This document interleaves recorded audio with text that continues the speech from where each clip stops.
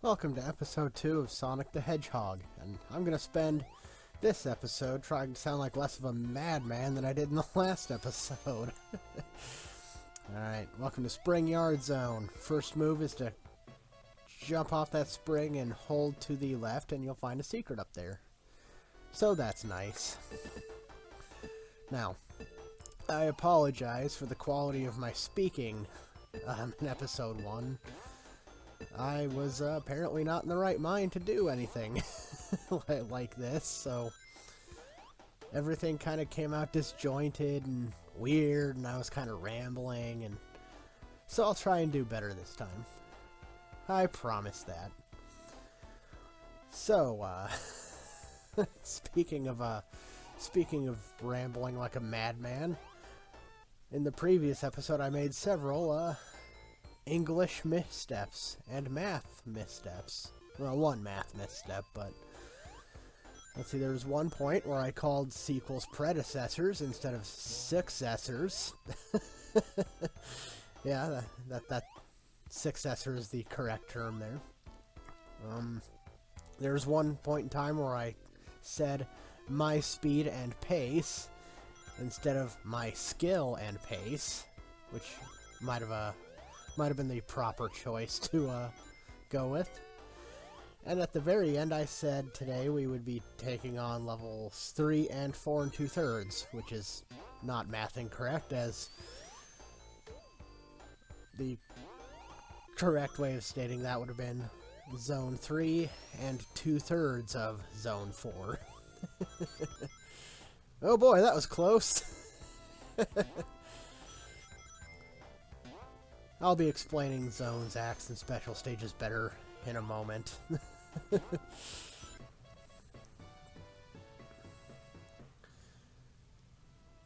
Yeah, this is... Well, I guess I'll be explaining it now.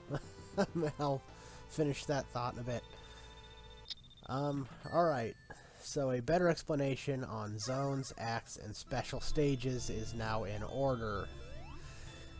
Okay, so in order to access a special stage, you need to jump into the giant ring at the end of the level that is just beyond the goalpost, as you saw.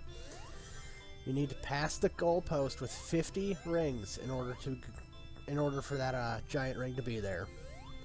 As was stated, and as can currently be seen, the screen is rotating. Sonic is falling to the bottom of the screen. His direction can be influenced by pressing right or left on the D-pad. You can jump by pressing the jump button. The goal is to collect the Chaos Emerald, but you can fail by running into the flashing goal blocks. Those are those red flashing circles that you might have seen. Okay.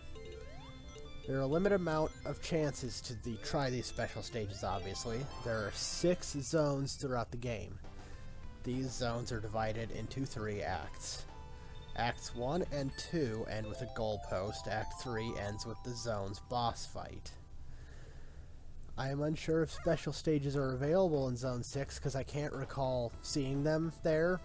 I only ever recall seeing them in Zones 1 through 5. And only in Acts 1 and 2 because there's a boss fight at the end of the 3rd. This means 10 chances to collect all 6 Chaos Emeralds, which are needed to get the good ending. There. I hope that is sufficient to the ramblings of episode 1. Now onto a thought that I was having before that. This is Spring Yard Zone. It's time for an unpopular opinion of mine. I don't like Spring Yard Zone. I think this level is shit. I don't care for its aesthetic. Its music is merely alright, and it's just kind of annoying and not fun to play through, in my opinion. But I have unpopular opinions. So, this has been Unpopular Opinions with Blue Kojiro. You might see that segment again here shortly.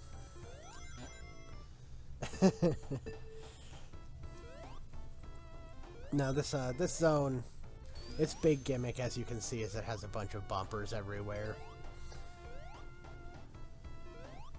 That's about it. You bounce off them. You can see that. These enemies are kind of annoying. They're invincible and will hurt you as long as they're in a ball. Once they uncurl, you can jump on them, but I don't like them. They look cool. I just find them annoying to deal with. And here we have the final special stage. The second easiest special stage in the game. Can I do it? Can I beat the second easiest special stage in the game after such a good performance so far? Or will this one be annoying and decide to curse me because I've been dealing with hard ones so well? You know, it's just a giant room. You just have to get to the center of it. Unfortunately, I keep falling out. So while I have the time, there are other special blocks in these special zones. That giant R that I always hit reverses the direction the screen is rotating. So you've probably seen that happen several times. There are some that say up, and there are some that say down. Touching those either increases or decreases the rate at which the screen is spinning. And that's about all there is to it. Yay! I got him in all of my first tries. Yeah, I have 4 tries left to get that final one, but I already have it.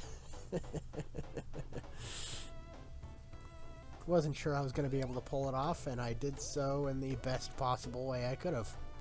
So kudos to me.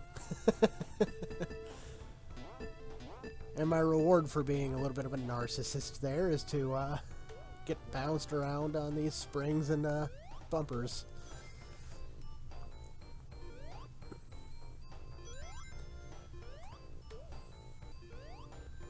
So these things, these blocks that move up and down and act as platforms, they slow the level down a lot, and you have to be careful where you're standing.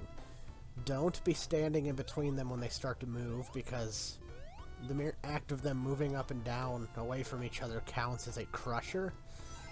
So as they come... Oh, that was close. So as those blocks start to separate, even if you're not being crushed by them, you will still be crushed. Like, I would have been crushed right there if I was standing in between them. Man, me jumping over that spike ball, though, that was really close. It was kind of an awesome move.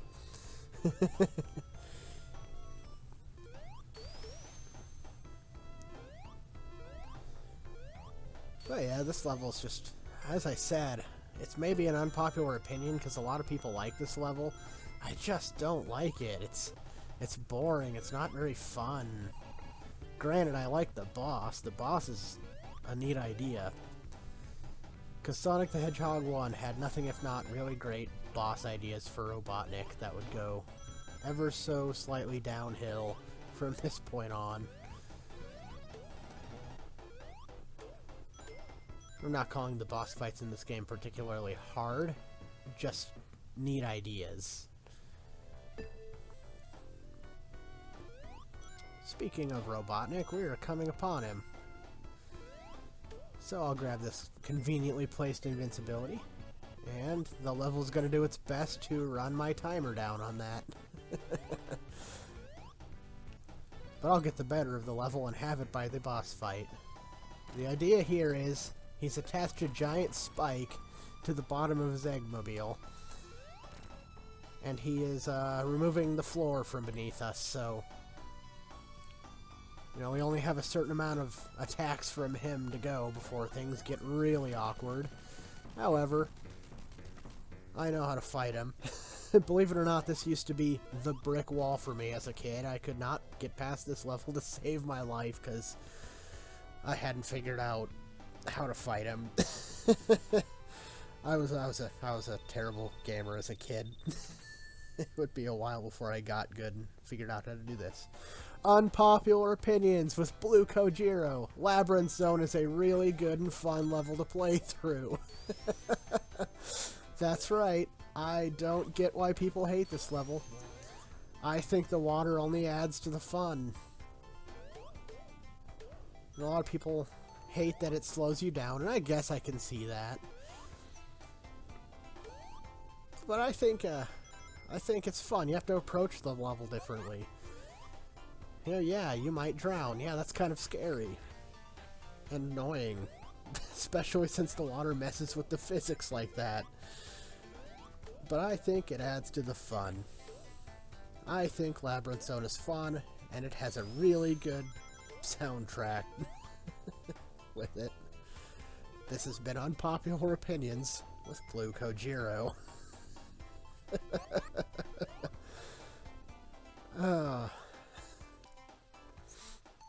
So what I'm doing now, if you take all the steps I've taken so far and then go up here, as soon as I get there, a platform has now appeared. I don't know what all you have to do to get this thing to appear. I go through that little routine I go through down there every time to make this appear. This leads to a massive shortcut that I didn't know about for well over a decade. It wasn't until the internet and YouTube that I found out about that, so there you go. But I decided to skip it this time and go through the level proper. Please note that if you do take that shortcut, you can only get a maximum of 49 rings on that path, so you can't get the special stage if you take the shortcut.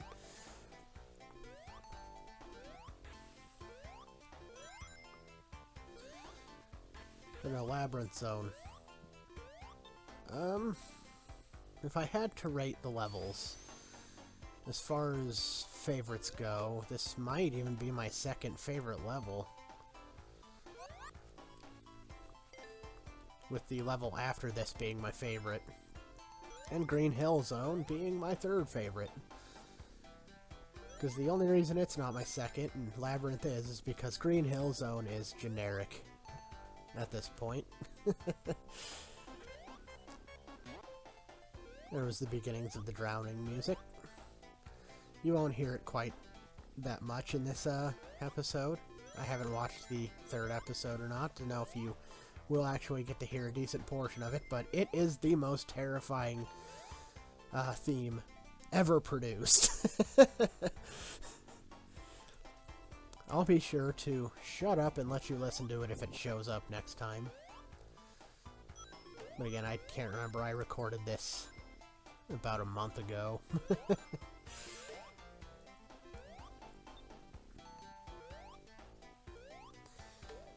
If I could complain about anything about Labyrinth Zone, it's those. Oddly enough, it's the drill enemies that pop out of the ground, because I hate enemies that pop out of the ground. That's the only reason. But as you can see, 84 rings, no giant ring appeared. I have all the emeralds, so I don't have to actually worry about that anymore. And for those of you who might be wondering, that shield I pick up, that provides a hit to take. Otherwise, you have to be holding rings in order to take a hit. You lose all your rings on contact, and if you manage to get 100 rings, you get an extra life. So that's cool. I'm going to ignore them, though. I have invincibility, and wanted to use it as long as I could. But unfortunately, you can still drown when you're invincible.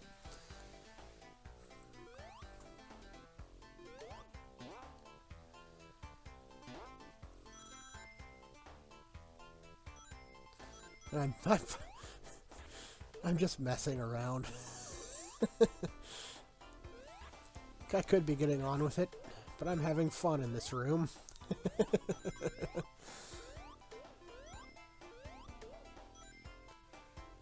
So I collect all the ring boxes. You have to get this one, though, because there's a switch underneath it. And this switch opens the doorway to this hallway coming up. You can't get here without pressing that switch, so that's a neat idea they had in the original that will never come back. Hiding a switch behind an item box. Or I'm sorry, it was an item monitor. There's a big difference between item boxes and item monitors. One is on a computer screen. I decided to go get that bubble, and you heard the music restart there. It's because the rounding theme was getting ready to start. And I'll just use a programming error to remove his spikes. Those guys can be annoying in these small passageways. Like this guy. There's no avoiding him, except for ducking. Unfortunately, it's underwater, and you might be running out of air, and... But unlike the drill guys, I actually like them. They don't just pop out at you. Okay. So I could just be, getting on with it, except I saw my ring total and knew that I was nearing 100. And that there were more coming. I'm sorry. It's a compulsion. If I know that I can get 100, I will get 100. If it doesn't matter, then I won't. But, with that, we'll end the second act of Zone 4, Labyrinth Zone. That's all you'll get out of this episode, so I'll see you next time when we take on Act 3 and the boss of Labyrinth Zone. Goodbye.